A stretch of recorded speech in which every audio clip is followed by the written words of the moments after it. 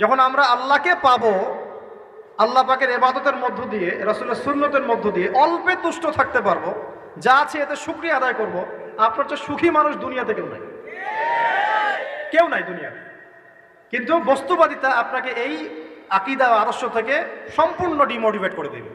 আপনাকে খালি চাই চাই আরও চাই, ওই যে দু হাতে যা পাও হাত পেতে নাও, বাকির খাতা শূন্য থাক। আর আমাদের দর্শন দু হাতে যা পাও হাত পেতে নাও না, বরং দুনিয়াতে যতটুকু পাও এতটুকুতে সন্তুষ্ট থাকো, বাকির খাতা শূন্য থাক না, বাকির খাতা পূর্ণ হোক।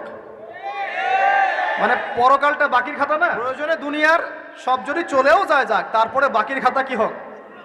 পূর্ণ হোক। এটাই আল্লাহ রাব্বুল আলামিন সূরা আ'লার মধ্যে বলছেন, বাল তুসিরুনাল হায়াতাদ দুনিয়া, তোমরা এই দুনিয়ার জীবনটাকেই প্রাধান্য দিয়ে থাকো, ওয়াল আখিরাতু খায়রুন ওয়া আবকা, কিন্তু আখিরাত হচ্ছে সবচেয়ে উত্তম এবং চিরস্থায়ী। তো প্রিয় ভাই এবং বোনেরা যারা আলোচনা শুনছেন, আজকে আমাদের প্রথম সবক হওয়া উচিত দুনিয়ার নেশায় আমরা না পড়ি। আল্লাহ পাক আমাদেরকে তৌফিক দান। এর মানে এই না আমরা দুনিয়ার প্রোগ্রেসে যাব না, অবশ্যই যাব, আমরা অবশ্যই যাব। পুরো ন্যাশন জাতিগতভাবেই আমাদেরকে এই ওয়ার্ল্ডের সমকক্ষ তো হতে হবে, হবে কি না? আমরা কি ওয়ার্ল্ডের সমকক্ষ হতে পেরেছি? আপনাদের কি মনে হয় যে মিলস, ইন্ডাস্ট্রিজ, ফ্যাক্টরিজ, সেতু, ফ্লাইওভার এইগুলো করলেই মনে হয় যে ওয়ার্ল্ডের সমকক্ষ হওয়া যায়?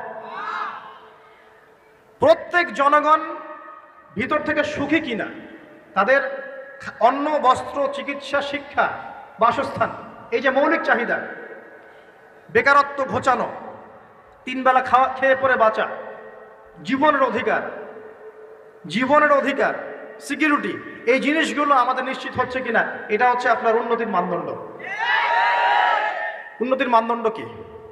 আমরা এখন যেখানে আছি না, 1776 সালে অ্যাডাম স্মিথ তার চেয়ে আগের জায়গায় ছিল। 1776 সালে অ্যাডাম স্মিথ একটা বই লিখেছেন, তার নাম হচ্ছে যে দ্য ওয়েলথ অফ নেশন, এই কিভাবে একটা রাষ্ট্রের ওয়েলথ ফাংশন করে। ওই 1776 সালে তিনি যে চিন্তাগুলো করেছেন, এখন পর্যন্ত আমরা সেই চিন্তা বাস্তবায়ন করতে পারি নাই।